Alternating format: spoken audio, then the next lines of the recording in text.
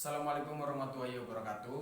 Bertemu kembali bersama Bapak Hasan dalam mata pelajaran Ilmu Pengetahuan Sosial di kelas 9 semester 1. Dalam pembelajaran kali ini Bapak akan menerangkan mengenai perdagangan internasional. Ya, perdagangan internasional. Apa saja di dalam perdagangan internasional, manfaatnya, hambatan, pengertiannya akan dibahas diulas bersama Bapak Hasan. Oke. Yang pertama yaitu pengertian perdagangan internasional.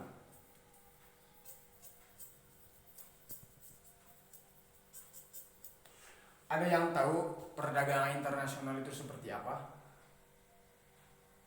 Mungkin seperti itu, bahwa perdagangan internasional itu tukar menukar antar negara satu dengan negara lain, atau mungkin pertukaran barang dan jasa. Jika kalian ditanyakan kepada teman-teman kalian mengenai perdagangan internasional, kalian jawab saja dengan logis bahwa perdagangan internasional adalah perdagangan tukar menukar antara negara satu dengan negara lain dan barang dan jasa. Misalnya Indonesia dengan Malaysia merupakan kerjasama perdagangan di banyak sektor ekonomi dan sektor yang lainnya. Oke, yang kedua yaitu yang pertama kan tadi perdagangan internasional pengertiannya. Yang kedua, faktor yang menyebabkan perdagangan internasional itu terjadi. Nah, yang kedua itu faktor apa saja sih yang menyebabkan perdagangan internasional itu terjadi? Yang pertama yaitu perbedaan sumber daya alam. Kenapa terjadinya perdagangan internasional? Karena setiap negara itu sumber daya alamnya berbeda-beda. Misalnya negara Indonesia terkenal dengan negara berkembang. Bedanya dengan negara Amerika yang terkenal dengan negara maju.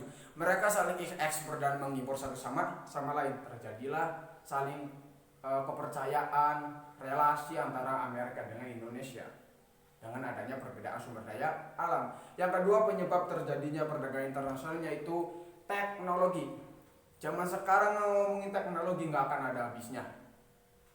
Cina, Malaysia, semuanya berlomba-lomba menggunakan teknologi, khususnya Indonesia. Indonesia sudah dapat teknologi dari Cina, dari Malaysia. Begitupun dengan Indonesia mengirimkan teknologi ke luar negeri. Itulah terjadinya perdagangan internasional. Dan yang ketiga yaitu penghemat biaya produksi. Ketika terjadinya ekspor mengimpor, ketika terjadinya perdagangan internasional yang jumlah besar, maka biaya produksinya semakin besar, semakin kecil. Beda halnya kalau misal kita mengekspor atau mengimpor atau mengekspor barang ke luar negeri, maka maksudnya Bapak, kita mengekspor ke luar negeri dengan barang sedikit, maka biayanya akan lebih mahal ketimbang kita mengekspor yang lebih besar. Itu yang ketiga. Yang keempat yaitu yang terakhir itu perbedaan selera. Ya, namanya manusia, namanya negara, perbedaan selera itu pasti ada. Setiap antar negara pasti mempunyai selera masing-masing. Indonesia mempunyai selera di bidang pendidikan, di bidang teknologi atau di bidang lainnya, begitu pun dengan negara lain. Oke. Poin yang ketiga, yang pertama perdagangan pengertiannya, yang kedua faktor penyebab, yang ketiga yaitu mengenai hubungan ekonomi negara Indonesia dengan negara lain itu ada 5. Ternyata ada 5. Ada 5.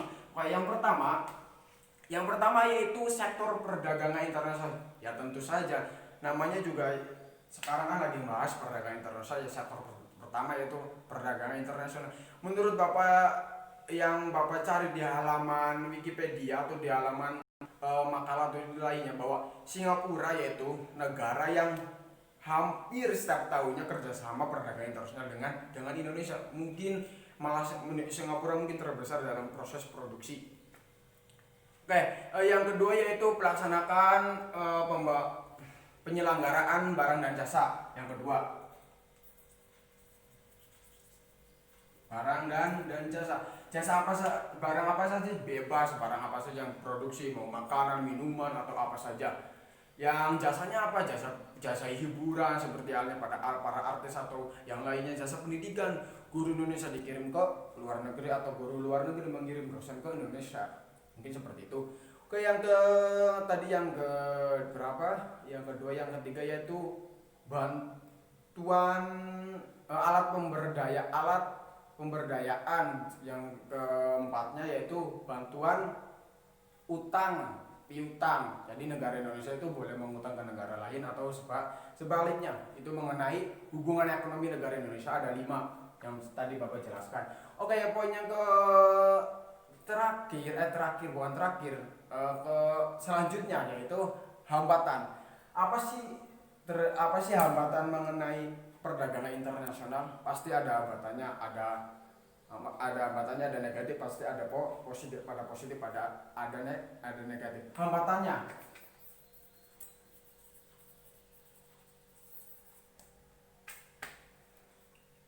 yang pertama itu perbedaan mata uang. Jelas sekali, mata uang kita mata uang rupiah setiap tahunnya pasti menurun, beda dengan yang lainnya atau dolar atau apa. Ketika mata uang kita berbeda, kita mengekspor ke luar negeri dengan mata uang rupiah dengan jumlah biaya besar, pasti dengan negara lain yang mata uangnya berbeda, pasti itu mengakibatkan mata uang kita kecil. Seperti halnya mata uang mereka lebih besar daripada kita akan membutuhkan lebih banyak biaya ya. Yang kedua yaitu kualitas sumber daya yang rendah. Kadang sumber daya alam atau sumber daya manusia setiap negara antar negara itu berbeda dengan negara Indonesia dengan negara lain. Itulah yang membuat hambatan perdagangan internasional itu terjadi. Yang ketiga yaitu adanya kebijakan ekspor dan impor. Setiap negara mempunyai kebijakan aturan masing-masing, khususnya Indonesia mengekspor barang-barang yang ilegal atau yang legal itu mempunyai kebijakan satu sama lain. Ada kebijakan ekspor, tidak boleh mengirim lebih banyak dari 5 kg atau berapa, itu tergantung negara kita masing-masing. Kadang memang biarpun ada kebijakan satu sama lain, akan tetapi kan tetap aja diterobos untuk kemajuan negara kita. Cuma ya kita lihat aja zaman sekarang melalui kebijakan ekspor dan impor itu sudah tidak ada itu menurut Bapak sendiri. Oke, jadi harapan Bapak mungkin segitu saja dari pengertian faktor serta kelima ekonomi dan hambatannya mengenai perdagangan internasional. Dari beberapa pembahasan yang Bapak bahas mengenai perdagangan internasional, dapat disimpulkan bahwasanya perdagangan internasional itu pasti mempunyai modal sosial. Dari pengertiannya saja sudah terlihat bahwasanya pengertiannya kan perdagangan internasional merupakan perdagangan tukar menukar barang dan jasa antar negara. Dari situ kan sudah terlihat tukar menukar. Ketika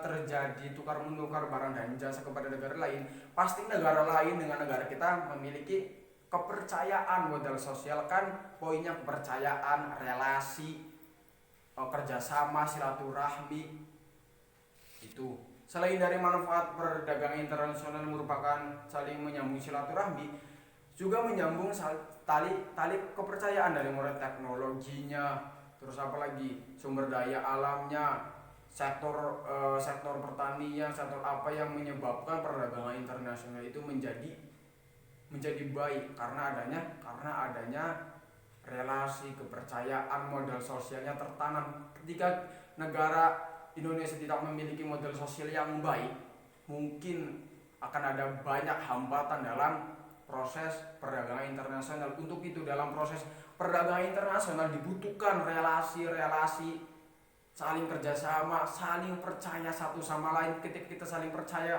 kepada orang atau kepada negara, maka kita akan melaksanakan dengan baik. Oh iya, lupa, manfaatnya belum. Manfaat perdagangan internasional. Tadi Bapak sudah disinggung. Yang pertama yaitu menjalin silaturahmi. Oke, dalam menjalin silaturahmi itu sangat penting. Di dalam perdagangan internasional kan pasti ada kontak satu sama lain, misalnya dengan negara tetangga, Malaysia, Brunei atau yang lain. Yang paling penting itu silaturahmi. Yang kedua yaitu menambah wawasan.